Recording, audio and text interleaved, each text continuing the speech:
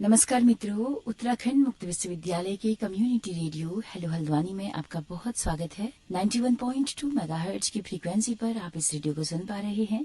अंतर्राष्ट्रीय नशा निषेध दिवस आज है 26 जून 2022 को। इस बार की थीम क्या है इस दिवस की और किन वजहों से इस दिवस को मनाया जाने लगा और आज वर्तमान सिनारियो क्या है नशे पर का, तस्करी पर का, इस पर विस्तार से बता रहे हैं स्नातकोत्तर महाविद्यालय द्वाराहाट में गणित विभाग में असिस्टेंट प्रोफेसर डॉक्टर नरेंद्र सिजवाली जी। तो आइए सुनते हैं विस्तार से नशे पर ये आज की महत्वपूर्ण बातचीत।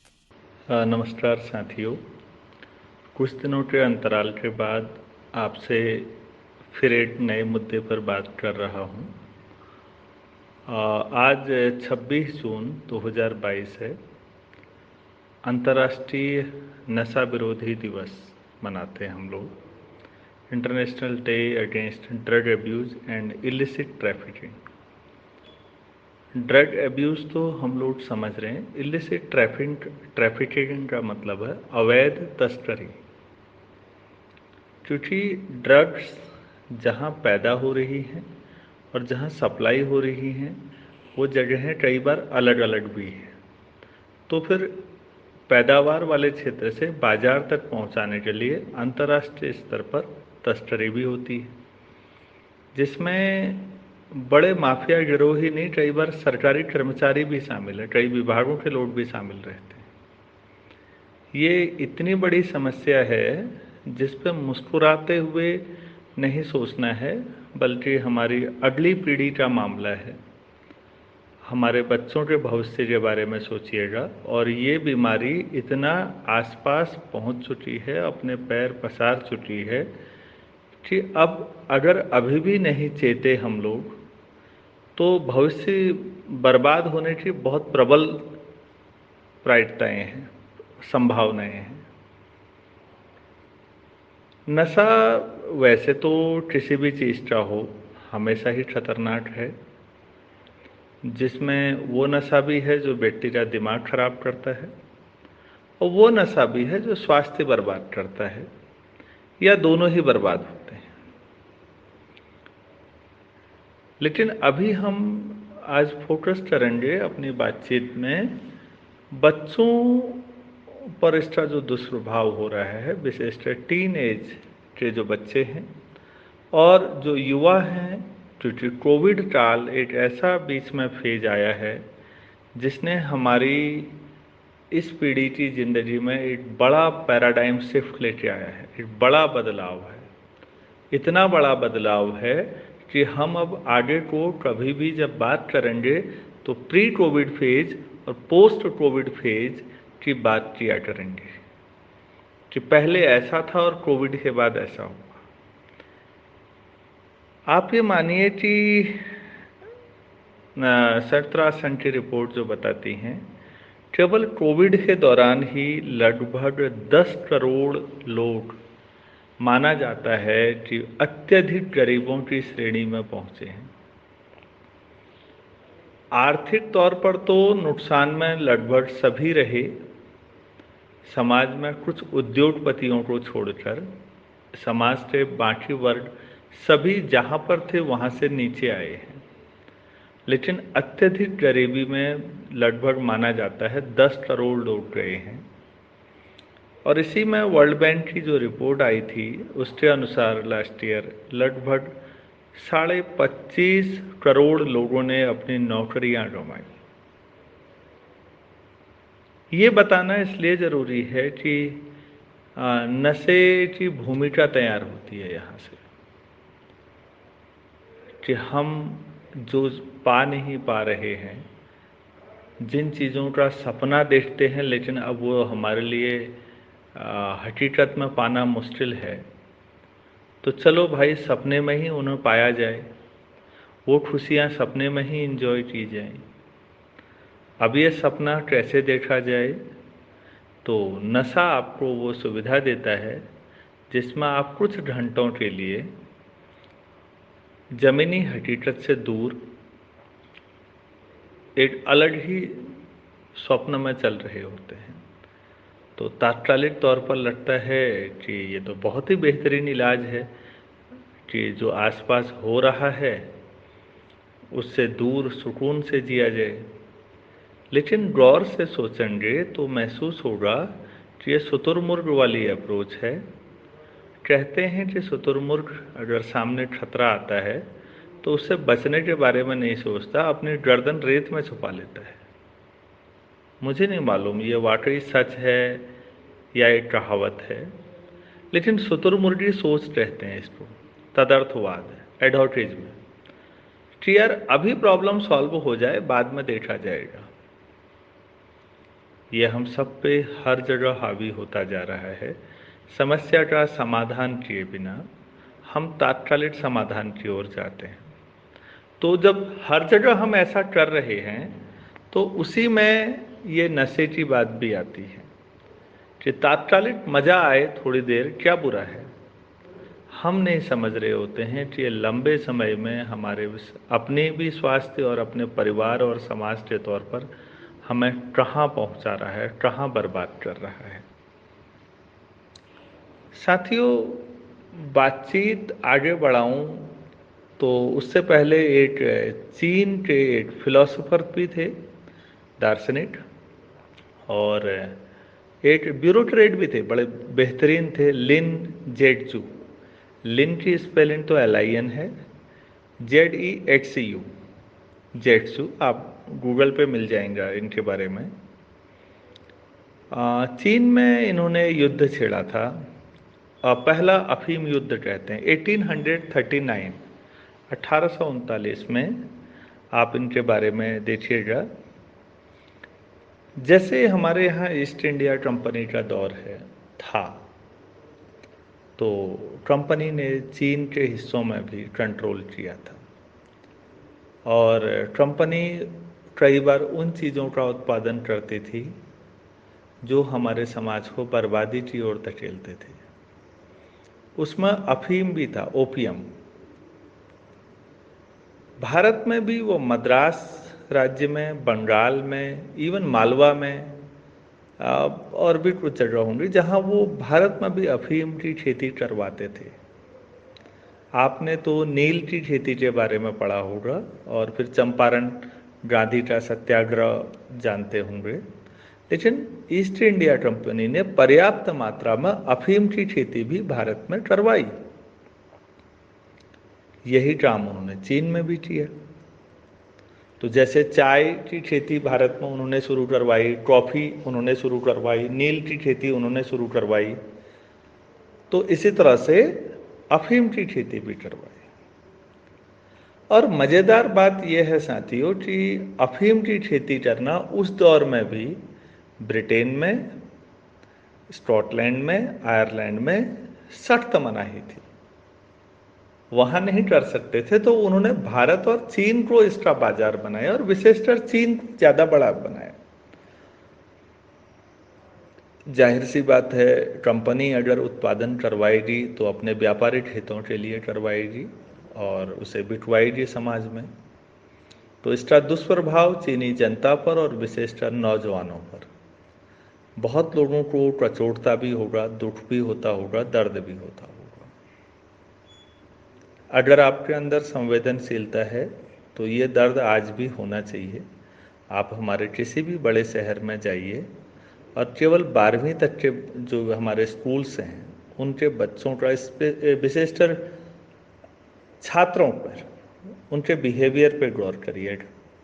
आप थोड़ा भी संवेदनशील होंगे तो समझने लग जाएंगे कि ये बच्चे आपको दोषी दिख रहे हैं, लेकिन ये पीड़ित हैं और ये छोटी सी मछली है, मगरमच्छ से इनके पीछे हैं, जो उनको सत्ताओं का प्रत्यक्ष या अप्रत्यक्ष समर्थन भी हासिल है, और बहुत सारे व्यापारिक घरानों का भी। तो साहब, लिन जेट्सू ने ये देखा, और वो गवर्नर थे चीन में, कौन सा था, हाँ, ग्वानडैंग एक प्रांत था। इन्होंने युद्ध छेड़ दिया इसके खिलाफ। एक बड़ा पत्र है, आपको इंटरनेट पे मिलेगा, जो उन्होंने ब्रिटिश शासन को भेजा। वो पत्र कई लोग कहते हैं पहुंचा ही नहीं, कई लोग कहते हैं पहुंचा वो बाद में कभी छपा। बहरहाल ब्रिटिशर ने उसका जवाब तो नहीं दिया, लेकिन इस इंसान ने अफीम की खेती करने वाले चीनी किसान और उसके व्यापारियों पे सख्त एक्शन लिया। इसीलिए प्रथम अफीम वॉर कहते हैं इसको। और ये 25 जून 1839 को इस युद्ध का समापन हुआ। इसी की याद में सोचा गया 1987 में ये सोचा गया कि हम 25 जून को ये समाप्त हुआ युद्ध, तो 26 जून को क्यों न हर वर्ष अंतर्राष्ट्रीय नशा विरोधी दिवस मनाया जाए। और मेरे ख्याल से 87 में प्रस्ताव था, 89 से ये मनाया जा रहा है। अगर मेरा डेटा जो है कहीं गलत होता है तो आप चेक कर सकते हैं। मैं तकनीकी तौर पर बताने के मुकाबले ज़्यादा इंटरेस्टेड रहता हूँ कि मैं किसी के अंदर संवेदनशीलता जगा सकूँ या बढ़ा सकूँ। इस बात को हम सब भी तब तक सीरियस नहीं लेते इस देश में जब तक हमारे अपने सर पे मुसीबत नहीं आती। जब तक हमारा कोई नज़दीकी इस समस्या से ना जूझे, हमें वो समस्या लगती नहीं है, हमें दूसरे की समस्या लगती है। आप लंबे समय से गौर कर रहे होंगे, देश में किसी ने भी आवाज़ उठाई होगी तो हमें लगता होगा ये मेरी प्रॉब्लम थोड़ी है, ये तो दूसरे की प्रॉब्लम, वो झेले। जब मेरी प्रॉब्लम आएगी तो उस दिन मैं सोचूंगा। लेकिन मैं एक शिक्षक होने के नाते कई बार महसूस कर रहा हूँ कि समस्या हमारे दरवाजे पर आ चुकी है। तो कहना ये चाह रहा हूँ कि जैसे हमारे यहाँ कुमाऊं क्षेत्र में भांग की खेती होती है, अब सदुपयोग करने की बात है, क्योंकि कोई भी चीज़ अगर आप ज़रूरत से ज़्यादा ले रहे हैं तो वो नशे की तरफ ही ले जाएगी आपको। मैंने पहले भी कहा था, वो तो आपको पैसे का नशा भी हो सकता है, लेकिन अगर आप उसे संतुलित रूप में लें तो वो आपका भोजन का हिस्सा बन सकता है। हमारे यहाँ परंपरागत तौर पर भांग की खेती होते हुए मैंने देखी है कि गाँव में, और हमारी माताजी लोगों ने भांग की चटनी और कई बनाए और एक नियंत्रित रूप में उसका उपयोग किया है। तो वो तो नशे की आदत नहीं रही है, उसका उन्होंने सदुपयोग सीखा कि कैसे करना है। लेकिन आज जब देखा कि युवा इस बात को नहीं समझ रहे हैं तो सरकारों ने अब इन चीज़ों पर प्रतिबंध लगाया कि भांग की खेती पर भी बैन होना चाहिए। नशे की बात करें, भांग में भी मैंने सुना है कि हमारे यहीं से बहुत लोग हर साल नौजवान पकड़े जाते हैं। बहुत सारे नौजवान भांग से चरस बनाने में और अपनी पूरी ज़िंदगी बर्बाद कर रहे होते हैं। उन बेचारों के लिए अगर सोचूं तो ईसा मसीह के अंतिम शब्द याद आते हैं कि ये बेचारे नहीं जानते कि ये क्या कर रहे हैं। एक्चुअली जो हमारे आसपास के नौजवान हैं, वो मैं फिर कहना चाहूँगा, मैं उन्हें दोषी नहीं मानता। वो तो पीड़ित हैं, उनके पास ज़मीनी हकीकत बड़ी कड़वी है, तो सपने देखने की कोशिश करते हैं तो नशे की ओर खींचे चले आते हैं कि तात्कालिक तौर पर तो कुछ मज़ा आए, कुछ एंजॉय करें। लैटिन अमेरिकन आप कई देशों में देखेंगे तो माफिया इतना पावरफुल है कि उन्होंने सत्ताएं पलटी। आप लैटिन अमेरिका के कई देशों का पढ़िएगा, कोलंबिया का पढ़िएगा विशेषकर, आपको समझ में आ जाएगा कि ड्रग माफिया कहाँ तक पहुँच चुका है।